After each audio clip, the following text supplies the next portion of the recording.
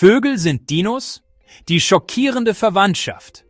Wusstest du, dass Vögel biologisch gesehen die direkten Nachfahren von Dinosauriern sind? Genauer gesagt von Theropoden-Raubdinosauriern wie dem T-Rex.